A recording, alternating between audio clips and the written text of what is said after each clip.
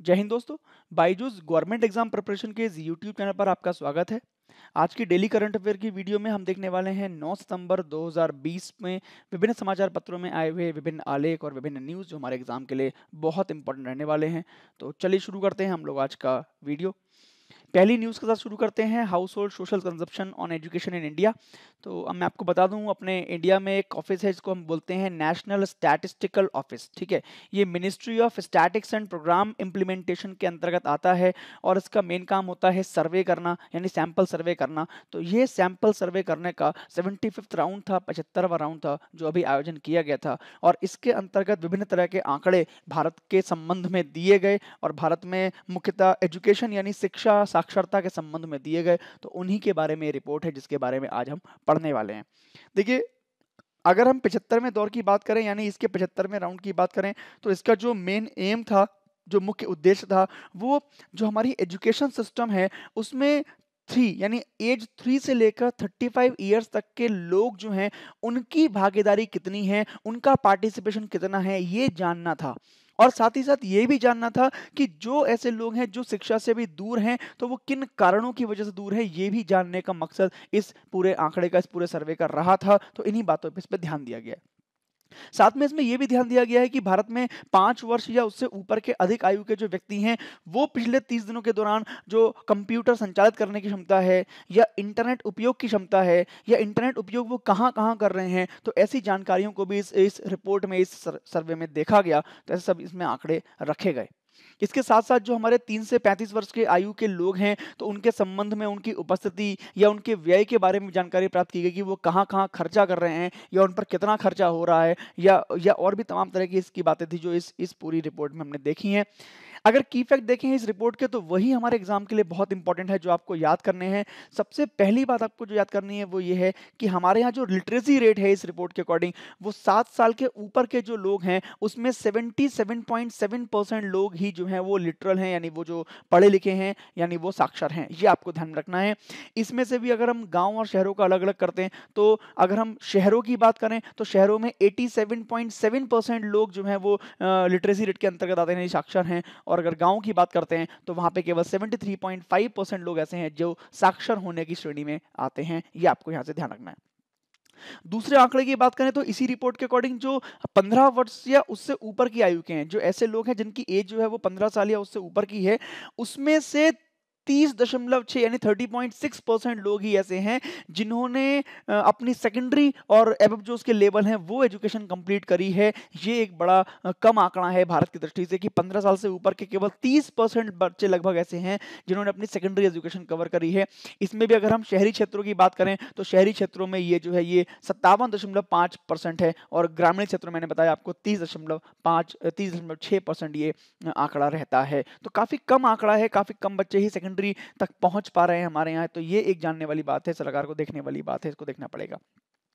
Next अगर बात करें तो भारत में ही जो 15 वर्ष या उससे अधिक की आयु के हैं उसमें से केवल 10.6% लोग ऐसे हैं जिन्होंने अपना स्नातक यानी अपना यूजी यानी अपना ग्रेजुएशन कंप्लीट किया है या उससे ऊपर किया है।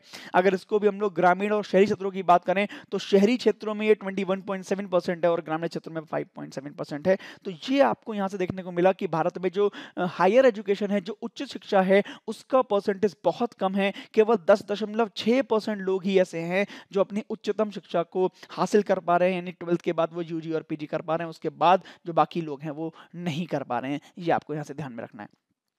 कुछ और फैक्ट की बात करते हैं तो देश की जो लिटरेसी रेट है, जो एवरेज लिटरेसी रेट है वो निकल के आई है 77.7।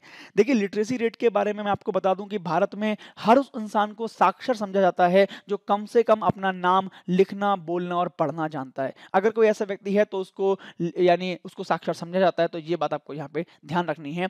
अगर भारत में 77.7% साक्षरता दर है तो इसका मतलब सीधा सा यही है कि इतने परसेंट लोग ऐसे हैं जो अपना नाम लिखना, बोलना और पढ़ना जानते हैं। उसके अलावा किसने कितनी शिक्षा ली है वो आगे हम लोग आंकड़ों में देखेंगे।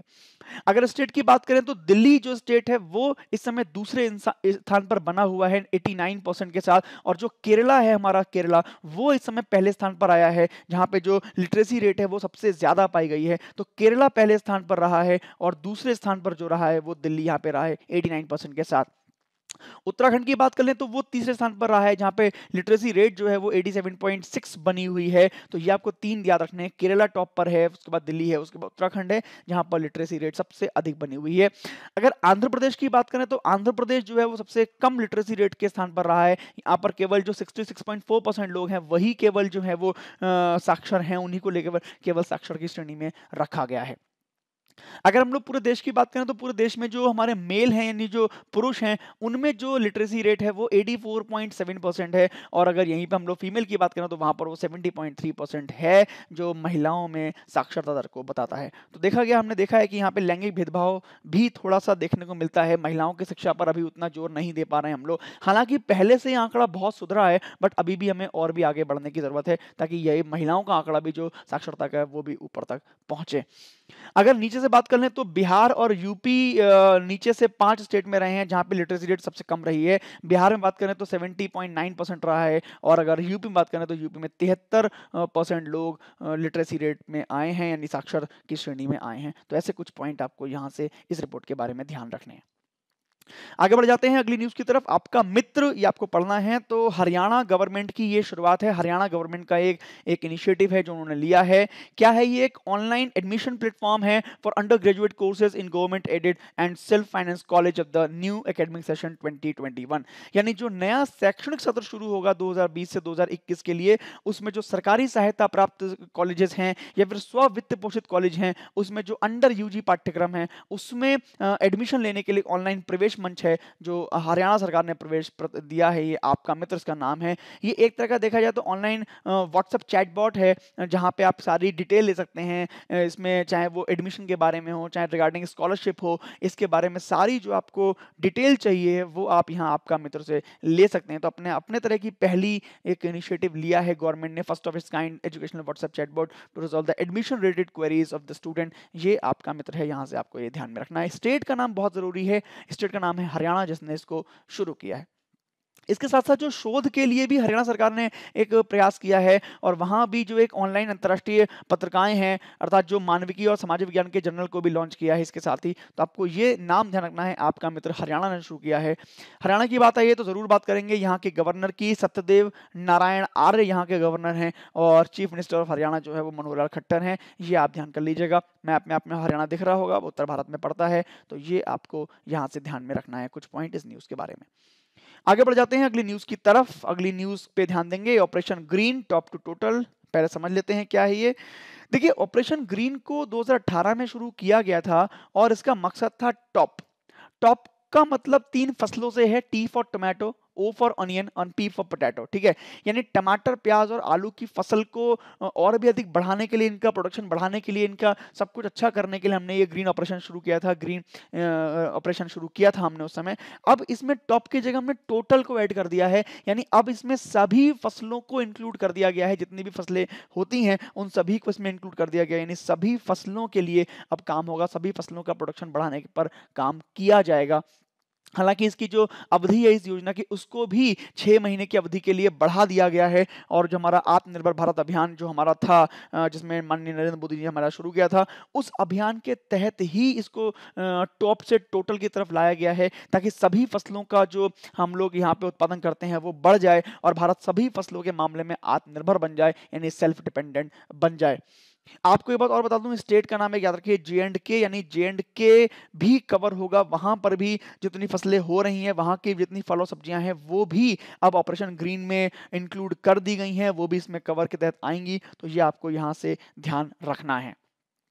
अगर ऑपरेशन ग्रीन के कुछ विशेष मुद्दों पर बात कर लें जो आपको याद रखने हैं, वो ये हैं कि देखिए, इसका जो मोटिव है वो बिल्कुल सीधा साधा है कि जो भी इस समय लॉकडाउन का सीन चला है, या जो लॉकडाउन से होने वाली परेशानियां हुई हैं, जिसमें फसलों का निर्माण नहीं हो पाया, फसलों का उत्पादन नहीं हो पाया, तो उस संकट से जो है ये बिक्री बच जाए, उस संकट से ही उबर के आए। इसीलिए इसमें सभी फसलों को ऐड दी गई है, सहायता दी गई है, ताकि सभी फसलों का उत्पादन और अच्छे से हो और उनकी बिक्री और बढ़ जाए, जिससे हमारा जो नुकसान हुआ है वो थोड़ा सा बच जाए।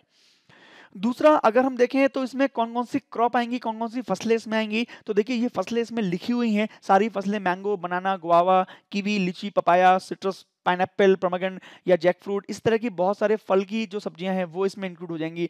इसके अलावा वेजिटेबल की बात करेंगे तो फ्रेंच बीन्स, बिटर गार्ड या brinjal, capsicum, carrot, cauliflower, chillies, इस तरह की जो और भी फसलें हैं वो भी इस योजना में अब कवर हो रही हैं। तो यहाँ से ये आपको बहुत ध्यान में रखना है। इसमें एक बात और भी कही गई है कि मंत्रालय या फिर जो राज्य सरकार है, अगर वो सिफारिश करता है किसी और भी फसल या सब्जी को इसमें ऐड करने की, तो वो भी इसमें भविष्य काल में जोड़ी जा सकती हैं। ये भी इसमें एक पॉइंट रखा गया है। अवधि याद कर लीजिए, जब भी ये सूचना आती है तो उसके 6 महीने की अवधि के लिए बढ़ाई गई है। नहीं, 11/6/2020 से अगर हम देखें तो 11/6/2020 से शुरू हुई है, उसके बाद तक आगे तक ये चलने वाली है 6 महीने तक। देखिए इसमें कौन-कौन सी कंपनीज़ को लाभ मिल पाएगा, कौन-कौन सी एंटिटीज़ को लाभ मिल पाएगा, तो वो भी देखिए संस्थाओं के नाम यहाँ पे लिखे हुए हैं। जितने भी फूड प्रोसेसर्स हैं उनको लाभ मिल जाएगा, जिन जो भी कोऑपरेटिव सोसाइटीज़ हैं उनको लाभ मिल जाएगा, इंडिविजुअल फार्मर्स हैं उनको लाभ मिल जाएगा, लाइसेंस कमीशन एजेंट हैं उनको लाभ मिल जाएगा, जो एक्सपोर्टर्स हैं उनको भी लाभ मिलेगा, जो स्टेट मार्केटिंग कोऑपरेटिव फेडरेशंस हैं उनको भी लाभ मिल जाएगा। इस तरह की ये कंपनियां हैं जो इस योजना से लाभ उठा सकती हैं। अगर ये कंपनियां इनमें से किसी भी फसल का उत्पादन कर रही हैं तो उनको सरकारी सहायता प्राप्त होने के पूरे अवसर उपलब्ध कराए जाएंगे। ऐसी ये योजना है operation green top to total. देखिए ऑपरेशन ग्रीन की बात आई है तो इसकी बात जरूर करेंगे। जैसा कि मैंने आपको बताया कि 2018-19 में इसकी शुरुआत की गई थी और ऑपरेशन फ्लड की तरह इसको शुरुआत किया गया था। स्टार्टिंग में इसको 500 करोड़ रुपए का बजट दिया गया था। 500 करोड़ रुपए की मदद से जो किसान उत्पादक संगठन थे या फिर जो और प्रसंस्करण सुविधाएं थी उनको उपलब्ध कराया गया था, उनको किसानों तक पहुंचाया गया था, कंपनी तक पहुंचाया गया था, जिसके माध्यम से जो हमारी टॉप फसलें हैं, टॉप का मतलब वही टमाटर, प्याज, आलू, ये जो फसलें हैं, 3 फसलें, इनके संगठित विपणन पर केंद्रित किया था इसको, यानी इनके उत्पादन को कैसे बढ़ाया जाए, इनकी बिक्री को कैसे बढ़ाया जाए, इस पर ध्यान केंद्रित किया था, जिसको अब सभी फसलों के लिए लागू कर दिया गया है। टॉप से टोटल की तरफ वो बढ़ गई है। ऑपरेशन फ्लड की बात कर लें, बीच में नाम आया था ऑपरेशन फ्लड। तो ऑपरेशन फ्लड क्या था? एक डेयरी विकास के लिए जो था वो एक प्रोग्राम था। It's a world largest programme for dairy development, ये भी आपको ध्यान रखना है, जिसने इंडिया को दूध के उत्पादन में एक तरह से अपने आप में सेल्फ डिपेंडेंट बना दिया था, उत्पादक सबसे बड़ा बना दिया था दूध के बारे में इंडिया को। तो ये आपको यहाँ से रखना, ऑपरेशन फ्लड अगर पूछे तो दूध के उत्पादन यानी डेयरी विकास से संबंधित है, जिसके माध्यम से 1998 में अमेरिका को भी भारत ने दूध के उत्पादन में पीछे छोड़ दिया था। आगे बढ़ जाते हैं अगली न्यूज़ की तरफ। अगली न्यूज़ आपको ध्यान रखनी है, वाईएसआर संपूर्ण पोषण स्कीम है ये, वाईएसआर संपूर्ण पोषण स्कीम। तो क्या है इसके अवसर और कैसे यह स्कीम करेंगे, देखते हैं जरा इसको। देखिए आंध्र प्रदेश की हमने बात की थी अभी, तो आंध्र प्रदेश के ही जो मुख्यमंत्री हैं वाईएसआर जगनमोहन रेड्डी, उन्होंने इसको लॉन्च किया है 7 सितंबर को। और अगर देखें तो मुख्यतः जो है ना, this scheme aims to providing food to lactating mothers and pregnant women so as to fulfil their nutritional requirement. यानी जितनी भी ऐसी महिलाएं हैं जो गर्भवती महिलाएं हैं या फिर जो स्तनपान कराने वाली माताएं हैं, तो उनको भोजन और पोषण उपलब्ध कराने के लिए योजना बनाई गई है, ताकि उनके पोषण संबंधी जो आवश्यकताएं हैं वो पूरी की जा सकें। मैं आपको बता दूं, देखिए भारत में क्या है, भारत में गरीबी रेखा का स्तर काफ़ी ऊंचा रहता है। और अगर हम जाएंगे इंटीरियर में यानी आंतरिक क्षेत्रों में जाएंगे तो हम देखेंगे कई सारी महिलाएं ऐसी हैं, बहुत बड़े परसेंटेज में ऐसी महिलाएं हैं जो गर्भावस्था के दौरान या उसके बाद सही पोषण नहीं ले पाती हैं, जिसकी वजह से वो कुपोषण का शिकार हो जाती हैं और उनके बच्चे भी कुपोषण का शिकार हो जाते हैं। तो ऐसी महिलाओं को भोजन और पोषण उपलब्ध कराने के लिए ये हमने योजना शुरू की है।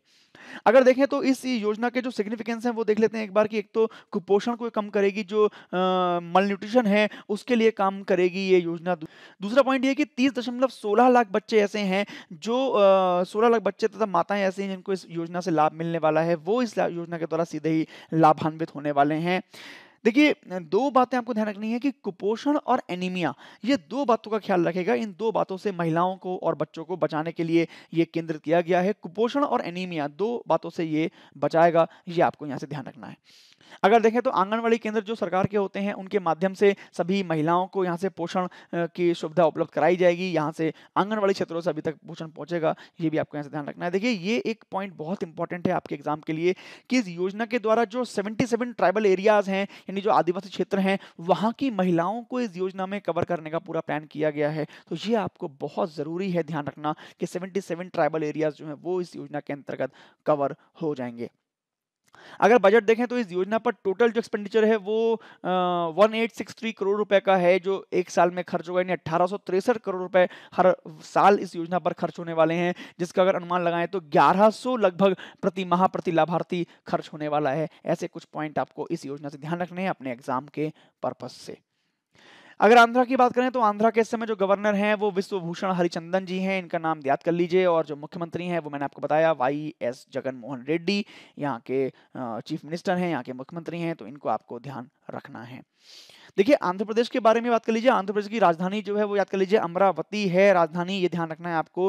पहले इसमें हैदराबाद था बट तेलंगाना अलग हुआ तो हैदराबाद तेलंगाना में पहुंच गया है। अभी आंध्रा की राजधानी जो है वो आपको अमरावती यहाँ से ध्यान में रखनी है।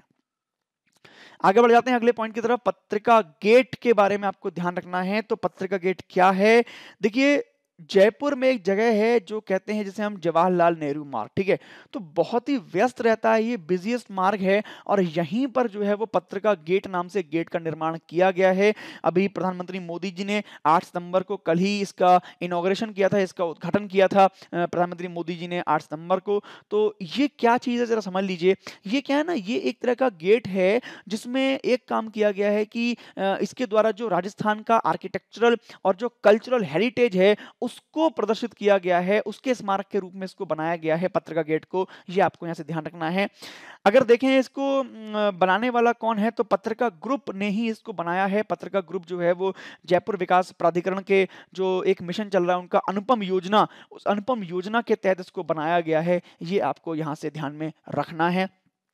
देखिए पत्रिका गेट के उद्घाटन के समय ही जो हमारे प्रधानमंत्री नरेंद्र मोदी जी हैं उन्होंने 2 पुस्तकों का भी लॉन्च किया है, पुस्तकों को भी लॉन्च किया है। उनके नाम याद कर लीजिए। एक तो है राजस्थान उपनिषद और दूसरी है अक्षर यात्रा। ये दोनों पत्रिका हैं जिनको, इन दोनों बुक्स हैं, इनको भी लॉन्च किया है। और इनके राइटर जो हैं वो पत्रिका समूह के ही प्रधान संपादक हैं जिनका नाम है गुलाब कोठारी। तो गुलाब कोठारी के द्वारा लिखित ये पत्रिका, दोनों पुस्तकें हैं राजस्थान उपनिषद और अक्षर यात्रा, इनको आपको याद कर लेना है।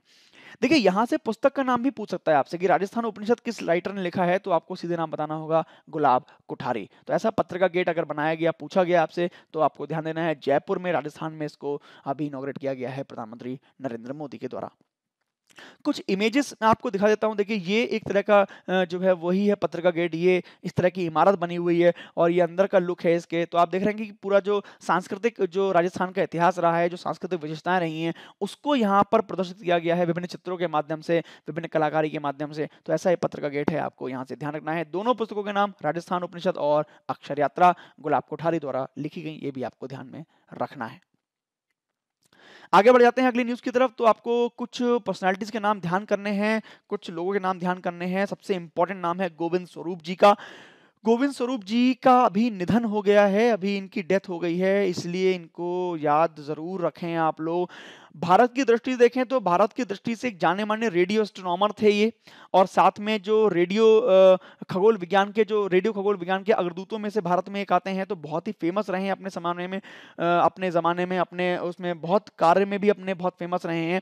अगर देखें तो पुणे के पास जो ऊटी रेडियो टेलीस्कोप है और जो विशालकाय जो माइक्रोवेव रेडियो टेलीस्कोप है, उसकी अवधारणा और डिज़ाइन और स्थापना के पीछे इनका योगदान रहा है। वही इसके स्थापना में रहे थे, इन्हीं के कारण ये स्थापना भारत में हो पाई थी इन तीनों चीज़ों की। तो ये आपको ध्यान रखना है। बहुत ही इंपॉर्टेंट साइंटिस्ट है भारत के पॉइंट ऑफ व्यू से और अभी इनकी डेथ हो गई है, अभी इनका निधन हो गया है।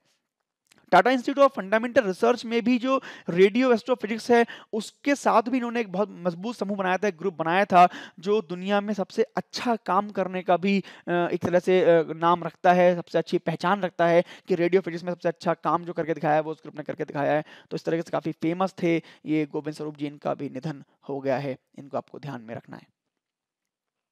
आगे बढ़ें तो अगली न्यूज़ की तरफ। जॉनी बख्शी जी का नाम ध्यान रखना है। जॉनी बख्शी जी जाने माने फिल्म मेकर हैं, जाने माने निर्माता हैं, निर्देशक हैं भारत के फिल्म इंडस्ट्री के। और अभी इनका भी जो है अस्पताल में हृदय गति रुकने से निधन हो गया है। तो ये भी आपको यहाँ से ध्यान में रखना होगा। अगर करियर की बात करें तो करियर में 4 दशक से अधिक ये रहे हैं और उसमें कई फ़िल्मों में निर्माता के रूप में इन्होंने काम किया है, जिसमें कुछ जो महत्वपूर्ण फ़िल्में हैं वो यहाँ पे मैंने लिखी हैं। जैसे मंजिलें और भी हैं, 1974 में एक मूवी आई थी इनकी, रावण एक मूवी आई थी 1984 में। इसके बाद फिर तेरी कहानी याद आए जैसी फ़िल्मों में इन्होंने काम किया है और यहाँ पर ये निर्माता के रूप में काम कर चुके हैं। अगर फेमस बोले तो डाकू और पुलिस 1992 में इनकी मूवी आई थी और खुदाई इनकी मूवी आई थी राजेश खन्ना के साथ। तो इनके साथ भी इन्होंने काम किया है, ये भी आपको यहाँ पर ध्यान रखना है। 4 इनके बच्चे हैं, ब्रेंडो केनेडी बेल्टमैन और बेटी इनकी हैं प्रिया। तो ये 4 बच्चे छोड़कर पीछे चले गए हैं। जॉनी बख्शी का नाम ध्यान रखना है, फिल्म इंडस्ट्री में निर्माता और निर्देशक के रूप में कार्य कर चुके हैं। आगे बढ़ जाते हैं अगली न्यूज़ की तरफ। तो अगली एक बहुत इंपॉर्टेंट न्यूज़ आपके लिए है जो आपको याद कर ही लेनी है। सिग्नेचर वीज़ा डेबिट कार्ड, इसके बारे में बहुत इंपॉर्टेंट न्यूज़ है। तो भारत में एक बैंक है बैंक ऑफ इंडिया, उसी ने क्या किया है, अभी सिग्नेचर वीज़ा डेबिट कार्ड को लॉन्च किया है। किन के लिए लॉन्च किया है, तो इनके बैंक ऑफ इंडिया के जो हाई नेटवर्थ इंडिविजुअल हैं, जो ऐसे लोग हैं जिनका जो एवरेज जो क्वार्टरली बैलेंस है वो 10 लाख रुपए तक रहता है या उससे ऊपर रहता है, यानी त्रैमासिक जो उनका ट्रांजैक्शन है वो 10 लाख रुपए से या उससे ऊपर रहता है, तो उनके लिए इन्होंने signature visa debit card launch किया है। देखिए सिग्नेचर वीज़ा डेबिट कार्ड क्या है, एक अंतर्राष्ट्रीय कार्ड है और बैंक ने कहा है कि इसको प्लास्टिक और मेटल दोनों ही प्रकार में, दोनों ही वेरिएंट में इसको उपलब्ध कराया जाएगा। अगर देखें इसकी सुविधाओं के बारे में, तो इस कार्ड के द्वारा जो ई कॉमर्स और पीओएस पे खरीदारी है वो 5 लाख तक कर सकते हैं और एटीएम पर इससे 1 लाख रुपए तक की खर्च सीमा रहेगी। ऐसा एक कार्ड अभी signature visa debit card bank of India ने शुरू करा है, तो इसके बारे में आपको जरूर ध्यान रखना है अपने एग्जाम के पॉइंट ऑफ व्यू से। देखिए और भी अगर इसके हम देखें कुछ फीचर्स, तो देखिए पहली बात तो यही कि ई कॉमर्स और पीओएस पर ये 5 लाख रुपए तक की खरीदारी के लिए उपयुक्त होगा और एटीएम पर ये 1 लाख रुपए तक की खरीदारी के लिए उपयुक्त होगा। इसके अलावा देखिए ये अन्य सुविधाओं में अगर देखें तो लाउंज एक्सेस तो मिलता ही मिलता है। इसके अलावा जो बाकी यात्रा या बाकी जो एंटरटेनमेंट है, लाइफस्टाइल है, डाइनिंग है, रिटेल है, लग्जरी होटल्स हैं, अगर इन पर भी इस कार्ड का प्रयोग किया जाता है तो बैंक इनको रिवॉर्ड पॉइंट भी देगा, जिनको बाद में हम लोग ऑनलाइन शॉपिंग में यूज कर सकते हैं कैश की तरह। तो ऐसा भी एक इंपॉर्टेंट बात आपको ध्यान रखनी है। दूसरा एक बहुत इंपॉर्टेंट बात इस कार्ड के बारे में ये है कि it will also provide the insurance against the fraudulent transactions, यानी जो धोखाधड़ी वाले जो लेन देन होते हैं उसके खिलाफ भी ये बीमा कवर प्रदान करेगा ये कार्ड। ये एक नई बात है जो आपको ध्यान रखनी है इस कार्ड के बारे में, सिग्नेचर वीजा डेबिट कार्ड जो बैंक ऑफ इंडिया ने शुरू किया है। बैंक ऑफ इंडिया की बात करें तो बैंक ऑफ इंडिया का हेडक्वार्टर जो है मुंबई महाराष्ट्र में है। अगर इसके एमडी और सीईओ की बात करें तो इस समय जो अतनु कुमार दास जी हैं वो इसके एमडी एंड सीईओ हैं। और जो टैगलाइन आपको ध्यान रखनी है वो रिलेशनशिप बियॉन्ड द बैंकिंग, यानी बैंकिंग से भी हटकर संबंध, ऐसा करके इनकी टैगलाइन है, इनका मोटो है, ये आपको ध्यान रखना है। देखिए एग्जाम के पॉइंट ऑफ व्यू से मोटो याद करना बहुत जरूरी है। जो भी बैंक न्यूज में होते हैं उनका मोटो आ जाता है कभी कभी, तो आप ध्यान कर लीजिए, रिलेशनशिप बियॉन्ड द बैंकिंग, ये इनका मोटो है। अगर देखें कब बनाया गया था तो 7 सितंबर 1906 को इसकी स्थापना की गई थी बैंक ऑफ इंडिया की। ये आपको यहां से ध्यान में रख लेना है, इंपॉर्टेंट क्वेश्चन है, आपके एग्जाम में बन सकता है। आगे बढ़ते हैं अगले न्यूज की तरफ। पे बीमा के बारे में याद कर लेना है। देखिए पे बीमा की बात करने से पहले हम इंश्योरेंस की बात कर लेते हैं क्योंकि उसी से जुड़ी हुई न्यूज़ है। देखिए भारत में जो अभी स्थिति है वो ये है कि बहुत कम लोग ऐसे हैं जो इंश्योरेंस में इन्वेस्टमेंट करते हैं, यानी इंश्योरेंस स्कीम में इन्वेस्टमेंट करते हैं। अगर कुछ आंकड़ों की तरफ देखें हम लोग तो पिछले 2-3 सालों में जो आंकड़े आए हैं उसमें भारत में केवल 8% ऐसे लोग हैं जो इंश्योरेंस सेक्टर से जुड़े हुए हैं, यानी जो इंश्योरेंस में निवेश करते हैं या जिनके पास पॉलिसी है। तो आगे ये बहुत बड़ा स्कोप है इंडिया में इंश्योरेंस की कवर बढ़ने का, इसलिए सभी कंपनीज जो हैं वो तेजी से अपना इंश्योरेंस मार्केट में बिजनेस फैलाना चाहती हैं, बिजनेस लेके आना चाहती हैं। उसी कड़ी में जो महिंद्रा फाइनेंस है उसने भी क्या किया है, अपना एक ऑनलाइन इंश्योरेंस ब्रोकिंग पोर्टल शुरू किया है जिसका नाम है पे बीमा। तो आपसे जब भी पूछेगा पे बीमा किसने शुरू किया है तो हमारा आंसर होगा महिंद्रा फाइनेंस की एक कंपनी है, महिंद्रा फाइनेंस की एक सब्सिडायरी है जिसका नाम है महिंद्रा इंश्योरेंस ब्रोकर्स लिमिटेड। इसी ने ये पे बीमा शुरू किया है।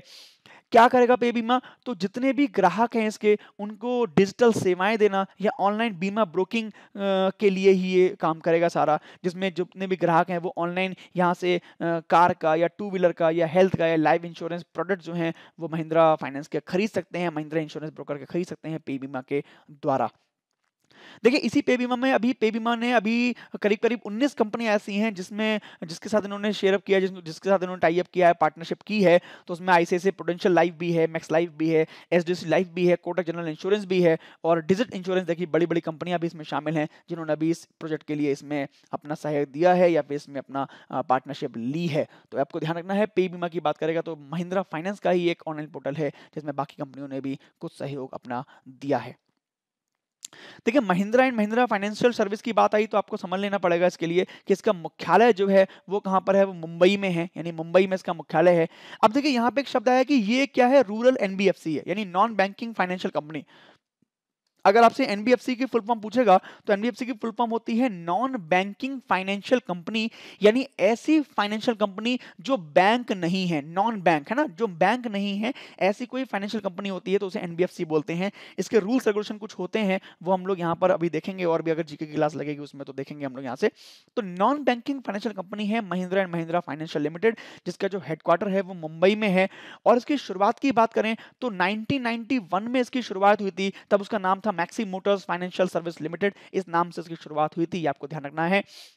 अगर अभी की बात करें 2018 तक इसके जो चेयरमैन रहे हैं, वाइस चेयरमैन और प्रेसिडेंट रहे हैं, वो रमेश अय्यर रहे हैं। रमेश अय्यर जी इसके समय वाइस चेयरमैन और प्रेसिडेंट हैं, तो यहाँ तक आपको ये ध्यान में रखना है।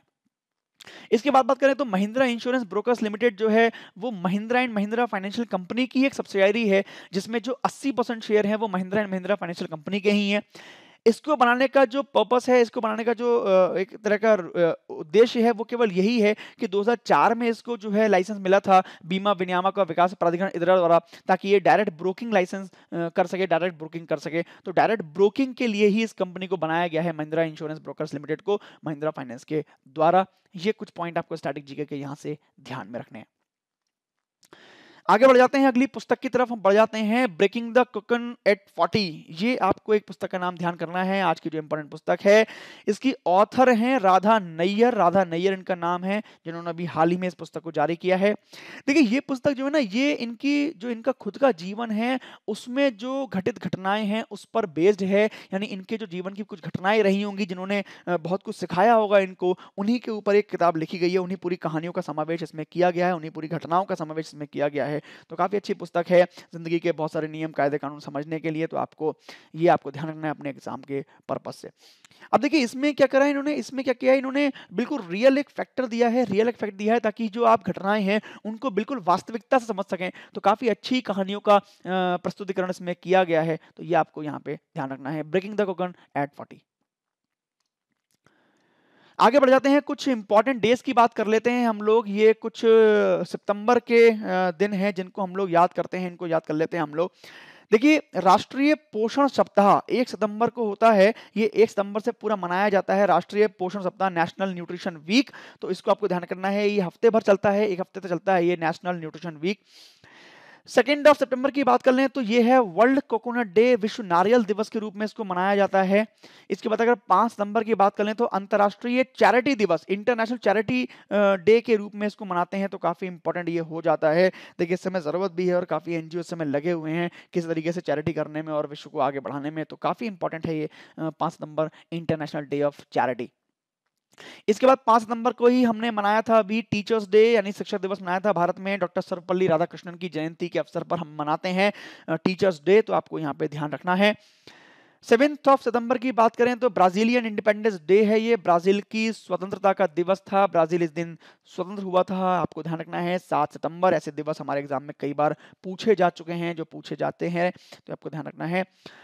8 सितंबर की बात करें तो बहुत इंपॉर्टेंट है, इंटरनेशनल लिटरेसी डे कल था 8 सितंबर को, इंटरनेशनल लिटरेसी डे, तो आपको यहाँ से ध्यान रखना है, बहुत इंपॉर्टेंट है, हमारे एग्जाम के पॉइंट ऑफ व्यू से जो आ सकता है।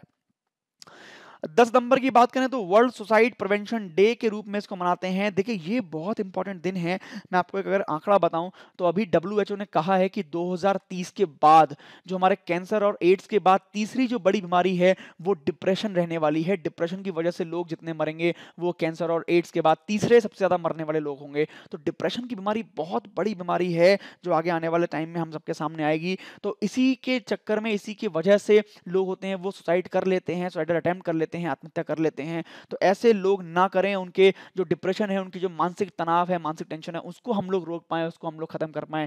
तो ऐसे इसके लिए हम लोग 10 सितंबर को ये अवेयरनेस क्रिएट करने के लिए वर्ल्ड सुसाइड प्रिवेंशन डे मनाते हैं, विश्व आत्महत्या रोकथाम दिवस। 14 सितंबर की बात कर लें तो वर्ल्ड फर्स्ट एड दिवस हम लोग मनाते हैं, विश्व प्राथमिक चिकित्सा दिवस के रूप में इसको मनाते हैं। तो ये यहाँ से कुछ दिवस आपको अपने एग्जाम के पॉइंट ऑफ व्यू से ध्यान में कर लेने हैं, जो आपके एग्जाम में काफ़ी इंपॉर्टेंट रहने वाले हैं, ये आपके एग्जाम में लगातार पूछे जा सकते हैं, इनको आपको ध्यान कर लेना है। आगे बढ़ जाते हैं, आगे कुछ फैक्ट्स की बात कर लेते हैं। आज के फैक्ट्स हैं भारतीय रेलवे के बारे में, इंडियन रेलवे के बारे में। तो बहुत सारे क्वेश्चन आपको यहाँ से एग्जाम में देखने को मिले होंगे और आगे भी मिलेंगे, तो ध्यान से इस बात को देखिए। फर्स्ट ट्रेन की बात करें, पहली ट्रेन जो इंडिया में चली थी तो फ्रॉम बॉम्बे टू थाने चली थी, सबको मालूम होगा 16 अप्रैल 1853 को ये चली थी, ये आपको ध्यान रखना है। कई बार एसएससी के एग्जाम में क्वेश्चन पूछा गया है, पहली ट्रेन कब से कब तक, कहाँ से कहाँ तक और कब चली थी, तो 16 अप्रैल 1853 को ये बॉम्बे से ठाणे तक चली थी, आपको ध्यान रखना है। पहली पैसेंजर ट्रेन की अगर बात करें तो ये हावड़ा से हुगली तक चली थी और डेट थी 15 अगस्त 1854, 1854 में चली थी ये फर्स्ट पैसेंजर ट्रेन, इसको भी आपको यहाँ से ध्यान कर लेना है, बहुत इंपॉर्टेंट है। पहली जो इलेक्ट्रिक ट्रेन की बात कर लें तो पहली इलेक्ट्रिक ट्रेन जो थी ये बॉम्बे टू कुर्ला चली थी 3 फरवरी 1925 को। ये आपको यहाँ से याद कर लेना है, बॉम्बे टू कुर्ला 3 फरवरी 1925 को ये चली थी पहली इलेक्ट्रिक ट्रेन। इसके बाद राजधानी एक्सप्रेस की बात कर लें तो हावड़ा से नई दिल्ली यानी न्यू दिल्ली की तरफ चली थी 1969 में 1 मार्च को, पहली राजधानी एक्सप्रेस थी। देखिए राजधानी ट्रेन हमारे देश में काफ़ी नामी गिरामी ट्रेनों में आती है, काफ़ी लग्जरी ट्रेनों में इसका नाम आता है। तो पहली राजधानी जो एक्सप्रेस थी वो 1 मार्च 1969 को हावड़ा से नई दिल्ली के लिए चली थी। इसके बाद पहली शताब्दी एक्सप्रेस जो थी, ये भी देखिए शताब्दी एक्सप्रेस भी जो है वो भी भारत की नामी गिरामी ट्रेनों में आती है और बहुत ही लग्जरी ट्रेनों में आती है। तो अगर देखें तो ये पहली बार जब चली थी तो न्यू दिल्ली से झांसी की तरफ चली थी 1988 में, 1988 में चली थी न्यू दिल्ली टू झांसी। एक बहुत फेमस ट्रेन हमारे देश में शुरू हुई थी, फर्स्ट गरीब रथ एक्सप्रेस शुरू हुई थी। तो ये चली थी पहले जो सहरसा जगह है, सहरसा से अमृतसर के लिए चली थी, 2006 में चली थी ये 4 अक्टूबर को। तो ये कुछ डेट आपको यहाँ से ध्यान रखनी है अपने रेलवे के बारे में, पहली कुछ ट्रेनों के बारे में जो कब से कब तक और कहाँ से कहाँ चली थी, ये आपको ध्यान में रखना है। आगे बात करें तो फर्स्ट दुरंतो एक्सप्रेस जो थी, पहली दुरंतो एक्सप्रेस जो थी वो सियालदाह से लेकर न्यू दिल्ली चली थी 19 सितंबर 2009 को ये गाड़ी शुरू हुई थी, यहीं से इसका सारी यात्रा शुरू हुई थी। तो पहली दुरंतो एक्सप्रेस 19 सितंबर 2009 को चली थी, ध्यान रखना है सियालदाह से नई दिल्ली। आगे बात कर लें तो पहली राजरानी एक्सप्रेस जो थी ये चली थी आपकी 1 जुलाई 2011 को, मैसूर से बैंगलोर के लिए चली थी। मैसूर से बैंगलोर की दूरी इसने तय की थी पहली अपनी यात्रा में, फर्स्ट जो राजरानी एक्सप्रेस थी, इसको आपको यहाँ से ध्यान रखना है। इसके बाद आगे बढ़ते हैं, पहली जो हमसफर ट्रेन थी यानी फर्स्ट हमसफर एक्सप्रेस थी वो चली थी गोरखपुर से आनंद विहार। देखिए गोरखपुर से आनंद विहार चली थी 16 दिसंबर 2016 को पहली हमसफर एक्सप्रेस। तो हमसफर एक्सप्रेस अभी नई शुरू हुई थी ट्रेन, ये भी आपको ध्यान रखना है। और क्योंकि गोरखपुर का नाम आया तो मैं आपको बता दूं, दुनिया का सबसे लंबा जो प्लेटफॉर्म है वो भी गोरखपुर का ही है, ये भी आपको ध्यान रखना है। दुनिया का सबसे लंबा प्लेटफॉर्म जो है वो गोरखपुर स्टेशन का है, गोरखपुर जंक्शन का है। तो आपको ये ध्यान से ध्यान में रखना है।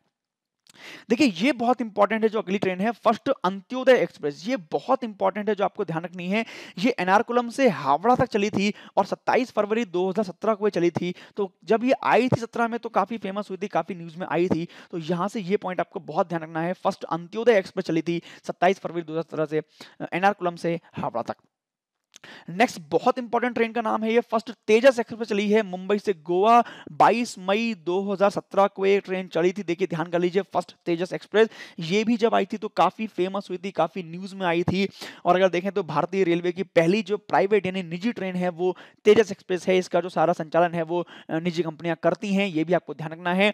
तो गोवा से मुंबई या मुंबई से गोवा चली थी ये 22 मई 2017 को पहली तेजस एक्सप्रेस। नेक्स्ट अगर बात करें तो first underground railway in the India started in Kolkata in 1984 यानी 1984 में इंडिया में अंडरग्राउंड रेलवे जो था वो शुरू हुआ था भारत में पहला। ये आपको यहाँ से ध्यान में रख लेना है, यहाँ से अपने एग्जाम के पॉइंट ऑफ व्यू से इसको याद करना है। अगली बात करें तो 1986 में भारतीय रेलवे में कंप्यूटरीकृत आरक्षण प्रणाली शुरू हो गई थी, यानी जो कंप्यूटराइज पैसेंजर रिजर्वेशन सिस्टम है वो 1986 में इंडियन रेलवे में शुरू हो गया था। तो ऐसे ये कुछ फैक्ट आपको इंडियन रेलवे के बारे में अपने एग्जाम के पॉइंट ऑफ व्यू से याद रखने हैं, बहुत जरूरी हैं, जो आपको अपने एग्जाम में आगे बढ़ा सकते हैं। तो आज हमने कुछ पॉइंट देखे। देखिए कल भी हमने देखे थे कई सारे क्वेश्चन और कई सारे बच्चे, कई सारे स्टूडेंट यहाँ पे एक्टिव थे, कई सारे बच्चों ने आंसर दिए थे, कई सारे लोग यहाँ पर एक्टिव थे। तो आज भी उसी तरह के कुछ क्वेश्चन मैं पूछूंगा आपसे, जो आज हमने पढ़ा है उनके बारे में जो क्वेश्चन आए हैं वो मैं पूछूंगा आपसे। तो जिसको भी पता है, जिसको भी ध्यान है, वो उन क्वेश्चन का आंसर फटाफट से दे, ताकि मुझे पता लगे कि कौन बच्चा यहाँ पर एक्टिव है और कौन किसको नंबर याद हो रहे हैं, किसको नंबर याद नहीं हो रहे हैं। कल ही मैंने देखा था विकास कुमार जी थे या आरोही शर्मा जी थी, पवन शरय जी थे, आरोही शर्मा जी थी, मनोज कुमार जी थे, श्रवण कुमार जी थे, ऐसे कई लोग थे यहाँ पर। चिराग गुप्ता जी थे जिन्होंने कई सारे आंसर जो थे बहुत जल्दी जल्दी दिए थे। प्रतीक जी थे, इन्होंने कई सारे आंसर दिए थे। जगन जी थे, जगन जी ने काफी सारे आंसर दिए थे। तो राजकुमार जी ने भी कई सारे आंसर दिए थे। तो ऐसे कई लोग यहाँ पे कर रहे थे। तो आज भी देखते हैं कौन सबसे पहले आंसर इसके देता है। पहली बात कर लेते हैं, भारत में ग्रामीण साक्षरता दर क्या है? What is the rural literacy rate in India? ध्यान करके कमेंट करके बताइए मुझे कि कितना आपने पढ़ा था। पहली न्यूज हमने पढ़ी थी आज, उसी में ये बताया था। तो कमेंट करिए फटाफट से इसका आंसर, देखते हैं कौन सबसे पहले इसका आंसर देता है। आगे बढ़ते हैं अगले क्वेश्चन की तरफ। अगला क्वेश्चन आपका कर लेना है, which state has the lowest literacy rate? किस राज्य में साक्षरता दर सबसे कम है? ये भी हमने पढ़ा था। तो चार ऑप्शन आपके सामने हैं, उत्तर प्रदेश, बिहार, आंध्र प्रदेश और केरला। तो बताइए यहाँ से कौन सा आपका आंसर सही है जिसमें लिटरेसी रेट सबसे कम पाया गया है अभी सैंपल सर्वे जो एनएसओ ने किया था, यानी नेशनल स्टैटिस्टिक्स ऑफिस ने जो किया था। आगे बढ़ते हैं अगले क्वेश्चन की तरफ। Which state has launched an educational WhatsApp chatbot name आपका मित्र? यानी आपका मित्र जो है वो एक शैक्षिक व्हाट्सएप चैटबॉट है। ये किसने लॉन्च किया है, किस स्टेट ने अभी लॉन्च किया है, जिसके द्वारा बच्चों को एडमिशन प्रोसेस के बारे में बताया जाएगा या जो स्कॉलरशिप है उसके बारे में बताया जाएगा। तो ऐसी इन्फॉर्मेशन दी जाएगी। तो किस स्टेट ने इसको शुरू करा है, फटाफट से कमेंट करके मुझे बताइए। देखते हैं कौन सबसे पहले इसका आंसर देता है। आगे बढ़ जाते हैं अगले क्वेश्चन की तरफ। अगला क्वेश्चन आपको देखना है, for which crops operation green was initially started? यानी ऑपरेशन ग्रीन जो था वो स्टार्ट किया गया था शुरुआत में किन फसलों के लिए स्टार्ट किया गया था? तो यहाँ पे चार ऑप्शन है। पहली फसल का नाम टोमेटो लिखा हुआ है, टमाटर लिखा हुआ है। फिर बी ऑप्शन में तीन फसलें हैं, टोमेटो, पोटैटो, ब्रिंजल यानी टमाटर, आलू, बैंगन। फिर तीसरे ऑप्शन में तीन है, प्याज, आलू, नींबू। और चौथे ऑप्शन में लिखा हुआ है आलू, प्याज, टमाटर यानी पोटैटो, ऑनियन, टोमेटो। तो कौन सी इसमें तीन फसलें ऐसी हैं या कौन सा ऑप्शन सही है जिसके बारे में आपने पढ़ा था, कमेंट करके मुझे बताइए। आगे बढ़ जाते हैं अगले क्वेश्चन की तरफ। अगला क्वेश्चन देखेंगे, which of the following nutrition schemes has been started by the Andhra Pradesh government? Andhra Pradesh government ने निम्न में से किस पोषण योजना को शुरू किया है? हमने अभी पढ़ा था, जो स्तनपान कराने वाली महिलाएं थी या जो गर्भवती महिलाएं थी उनके लिए एक पोषण योजना शुरू की गई थी। तो चारों में से कौन सी वो योजना थी, जरा मुझे बताइए कमेंट करके। पहला ऑप्शन है वाईएसआर स्वास्थ्य स्कीम यानी वाईएसआर स्वास्थ्य योजना। दूसरा है वाईएसआर स्वास्थ्य पोषण योजना। तीसरा है वाईएसआर पोषण योजना और चौथा है वाईएसआर महिला पोषण योजना। तो चारों में से कौन सा आंसर है, फटाफट से कमेंट करके बताइए। आगे बढ़ जाते हैं अगले क्वेश्चन की तरफ। अगला क्वेश्चन है, who is the author of the book Rajasthan Upanishad? Rajasthan Upanishad का लेखक कौन है? ये हमने अभी पढ़ा था। पत्रिका गेट का इनॉग्रेशन किया था नरेंद्र मोदी जी ने। वहीं पर दो पुस्तकों का इनॉग्रेशन किया था। एक पुस्तक थी राजस्थान उपनिषद और दूसरी पुस्तक थी अक्षर यात्रा। इसके लेखक का नाम आपको पहचानना है, कौन से लेखक थे? गुलाब सिंह थे, गुलाब कोठारी थे, नरेंद्र मोदी जी थे या नरेंद्र सिंह तोमर जी थे? चारों में से कौन इसके लेखक हैं, फटाफट से कमेंट करके बताइए मुझे। जिसने ध्यान से सुना होगा वो फटाफट से कमेंट कर चुका होगा, जल्दी से मुझे बताइए। बाकी लोग भी जिसको ध्यान आ रहा है कमेंट करिए। आगे बढ़ जाते हैं, which portal for online insurance broking has been launched by Mahindra Finance? Mahindra Finance ने किस पोर्टल को लॉन्च किया है ऑनलाइन बीमा ब्रोकिंग के लिए? अभी हमने पढ़ा था इसके बारे में भी। तो चार ऑप्शन आपके सामने हैं, चूज करके बताइए कौन सा ऑप्शन सही है। पे महिंद्रा था क्या, वो पे बीमा था, महिंद्रा इंश्योरेंस था या पे इंश्योरेंस था? कौन सा ऑप्शन सही था, ये मुझे कमेंट करके फटाफट से बताइए। तो ऐसे कुछ क्वेश्चन हमने आज देखे। कल फिर मिलेंगे कुछ नए क्वेश्चन के साथ। तब तक के लिए जय हिंद, धन्यवाद।